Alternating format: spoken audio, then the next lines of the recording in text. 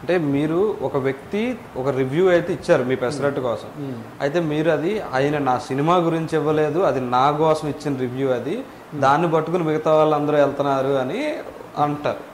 True అంటే TNR gave that review. So I know him as a person. అక్కడ ఏంట్రా అంటే he was also under tremendous pressure. జనాలు పెసరట్టు మీద రివ్యూ ఇవ్వనంటే అతను రివ్యూ రాయడం మొదలెట్టాడు. కానీ ఆ రివ్యూలో కూడా ఏమైంది అంటే ఇతను ఎన్ని సినిమాలని తిడుతుంటాడు, ఇతనికే సినిమా తీయడం రాలేదనేది సారాంశం. ఇప్పుడు సినిమాల్ని చూసి అప్రిషియేట్ చేసేవాడు, క్రిటిసైజ్ చేసేవాడు ఆడు గొప్ప ఫిల్మ్ మేకర్ అవ్వాలని రూల్ ఎవడ పెట్టాడు?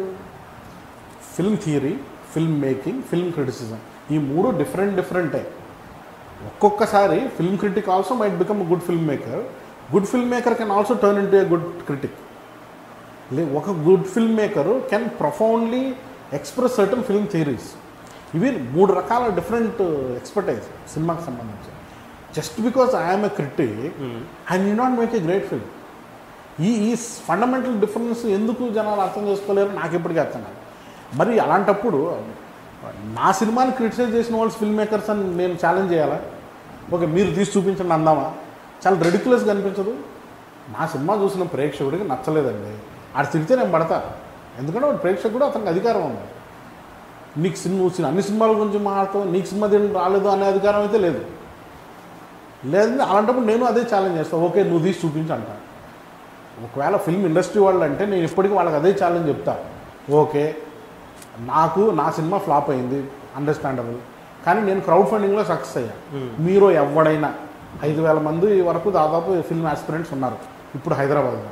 5,000 మందిలో ఒక్కడైనా ఫిల్మ్ ఇండస్ట్రీలో ఉండే 200 మంది 300 మంది రిజిస్టర్డ్ డైరెక్షన్ డిపార్ట్మెంట్లో ఉన్న వాళ్ళు క్రౌడ్ ఫండింగ్ చేసి సినిమా తీయండి చూద్దాం. ఛాలెంజ్ చేస్తున్నారా? ఓపెన్ ఛాలెంజ్ చేయమనండి. నేను తీసిన ప్రాసెస్, నేను చేసిన ఎఫర్ట్ పెట్టి హిట్ కొట్టమనండి. Let us see and release వరకు తీసుకెళ్ళాలి. సో ఇవన్నీ కూడా అంటే ఒక సబ్జెక్ట్ కన్సీవ్ చేసి దానికి ఫండ్ రేజ్ చేసి దాన్ని మేకింగ్ పరంగా తీసుకొచ్చి దాన్ని థియేట్రికల్గా మార్కెటింగ్ చేసి రిలీజ్ చేయగలిగే నా కెపాసిటీ నేను ప్రూవ్ చేసుకున్నాను. సినిమా ఫ్లాప్ అయింది, ఓకే నేను డైరెక్షన్ పనికిరాడు మీరు అంటున్నారు, బాగానే ఉంది. ఈ ప్రాసెస్ అంతా సక్సెస్ కదా, మీరు చేసి చూడండి.